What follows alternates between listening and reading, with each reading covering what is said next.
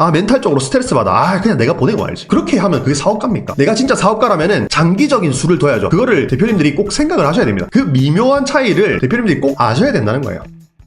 11월 초에 주문 들어온 제품이 거래처에 의해서 2주 넘게 미송 잡혀 있다가 재고 없다고 12월 초에나 순차적 출고한다더니 미송 안 잡혀 있는 물건들은 12월 중순 정도를 얘기합니다. 몇몇 고객분들은 취소하셨고 또 몇몇 고객분들은 사정사정하니 기다리시겠다고 하셨는데 24일에서 27일 순차 출고라고 하더니 갑자기 또 12월 초를 넘어서 12월 중순까지 미뤄져 버렸습니다. 다른 대표님들께도 이야기 들어보니 이 업체가 저와 같은 상황의 이유로 여러 커뮤니티에서 논란이 있다는데 기본적으로 업체 사장님이 미송은 계속 미뤄져 가고 피드백은 없으며 카톡 문의는 대부분 일십합니다. 아마 대형 업체들이 재고를 싹 쓸어가고 저 같은 작은 스토어들은 발만 동동 구르고 있는 상황인데 이런 상황을 어떻게 헤쳐나가야 할지 고민이 많습니다. 자, 생각을 좀 해봐야 되는데 딱 결론만 먼저 말씀드리면 해결책이 딱히 없습니다. 왜냐면 도매 업체도 사업을 하는 거죠. 그러면은 뭐겠어요? 리스크를 최소화하고 싶단 말이에요. 그들도 많이 들고 와서 많이 팔면 좋겠지만은 제가 경험을 해보니까 도매 사장님들도 다 각각의 특성이 있어요. 보수적으로 운영을 하시는 도매 사장님들이 있고 또는 좀 더 공격적으로 운영을 하는 도매 사장님들이 있더라는 거예요. 근데 지금 도매처가 굉장히 보수적으로 운영하는 것 같아요. 물량이 없으니까 많이 못 주는 거거든요. 그래서 몇몇의 업체만 잡고 그 업체들로 진행을 하겠다는 거예요. 그러면 우리가 그들한테 달라고 해봤자 의미가 없다는 거죠. 왜냐면 그들이 그러한 정책을 이미 정해놨고 그렇게 사업을 하는 스타일인 거니까. 그래서 이러한 문제는 일단은 우리가 사업을 하다 보면 리스크를 피할 수는 없죠. 지금 문제가 터진 거잖아요. 그래서 이거는 지금 남아있는 고객님들 것만 처리를 하고 다음부터는 그 상품을 뭐 품절 걸어 놓던지 아니면 다른 도매처에다가 좀 의뢰를 해봐야 될 것 같습니다. 또는 해당 상품이 올라가 있잖아요. 그럼 그게 지금 리뷰라든지 구매 건수가 좀 쌓여 있을 거 아닙니까? 그래서 최대한 좀 비슷한 물건을 구해가지고 피팅컷이라든지 상세 페이지 구성을 좀 다르게 해서 상품을 좀 바꿔치기 하는 것도 하나의 방법이에요. 만약에 리뷰에 포토 리뷰가 많이 달려있다면 어쩔 수 없지만은 같은 카테고리 같은 키워드라면은 비슷한 상품을 소싱을 해서 상세 페이지를 갈아엎는 것도 하나의 방법입니다. 왜냐면은 우리가 온라인 쇼핑몰로 하면은 상품 하나하나가 굉장히 중요하거든요. 그 상품 하나하나가 랭킹이 높게 잡히냐 안 잡히냐 그게 중요한데 지금 대표님 주문이 계속 많이 들어오는 거 보니까 순위가 좀 많이 높게 잡힌 것 같아요. 그러면은 그 상품하고 최대한 비슷한 거를 소싱을 해가지고 상품을 갈아엎는 것도 하나의 방법입니다. 지금 저런 도매처가 많진 않아요. 동대문에 많진 않은데 몇몇 업체가 그렇게 하고 있습니다. 그렇기 때문에 우리가 그런 걸 만났을 때는 피해가야죠. 어쩌겠어요. 다른 상품 찾아가지고 이겨내야죠. 예. 그래서 대리발송, 도매처 실수 등등이 있어서 신경을 더 쓰다 보니 그랬나 봅니다. 어차피 가져가야 할 부분이 정하고 이겨내겠습니다. 아주 건강한 마인드인 것 같습니다. 제가 이거 좀 당부의 말씀을 좀 드릴게요. 저는 대리발송 업체랑 아무 관련이 없습니다. 제가 이거를 지금 좀 기회 삼아서 좀 말씀드리면 저는 대리발송 업체랑 어떠한 관련이 없어요. 다만 제가 쪼르고 쫄라서 제휴업체를 좀 해달라. 그래서 멤버십 회원님들께 조금 더 저렴한 가격으로 좀 제공해달라 이렇게 쫄라가지고 제휴업체를 좀 들이대를 했습니다. 그런데 왜 옹크트리는 계속 대리발송 업체를 쓰라고 말을 하느냐? 제가 그렇게 해서 빠르게 성장을 했기 때문에 대표님들께 말씀을 드리는 거예요. 대리발송 업체를 쓰다 보면은 문제들이 많이 발생합니다. 도매처에서 문제가 생기거나 아니면은 대리발송 자체적으로 또 문제가 생기거나 여러 가지 문제들이 생기거든요. 근데 과연 이 문제가 금전적인 손실이 얼마나 되는지를 객관적으로 따져봐야 돼요. 제가 이걸 왜 말씀드리냐면 자 지금 이제 막 시작하시는 대표님들은 대리발송 안 쓰면은 뭐 쓸 건데요? 하면은 본인이 배송해야 돼요. 이거를 잘 생각하셔야 돼요. 본인이 배송을 한다는 거는 뭐냐면 고정 비용이 발생한다는 거예요. 어떤 고정 비용이 발생해요? 예를 들어서 사무실 임대료 그리고 내 노동력 하루에 택배 10개만 싸도 힘듭니다. 10개를 다 싸고 나면은 살짝 보상심리 같은 게 있어요. 아 이거 10개 다 쌌으니까 좀 쉬어야지 이렇게 된단 말이에요. 그럼 그 순간 그 찰나도 비효율이에요. 그거를 대표님들이 꼭 생각을 하셔야 됩니다. 그 미묘한 차이를 대표님들이 꼭 아셔야 된다는 거예요. 그래서 사무실 임대료가 있고요. 또 어떤 게 있어요? 내가 혼자 보내면은 사입삼촌을 내가 돈 주고 써야 돼요. 건바이 건이든 월대든 사입삼촌을 내가 어차피 돈 주고 써야 돼요. 그리고 또 뭐 있어요? 부자재산 이것들을 다 따져봤을 때 문제가 몇 건씩 일어나는 이 금전적 손실이 이거 대비해서 작다면은 대리발송을 쓰는 게 맞죠. 내가 이거 대리발송 써가지고 아 멘탈적으로 스트레스 받아. 아 그냥 내가 보내고 알지. 그렇게 하면 그게 사업가입니까? 내가 진짜 사업가라면은 장기적인 수를 둬야죠. 내가 장기적으로 봤을 때 매출이 어느 정도 오르면 그때 배송 시스템을 갖춘다. 그거는 괜찮아요. 그러니까 지금 나중을 위해서 내가 조금 더 후퇴해가지고 이거를 조금 더 견디고 가져간다 라고 생각을 한다면 그게 진짜 진정한 사업가라는 거죠.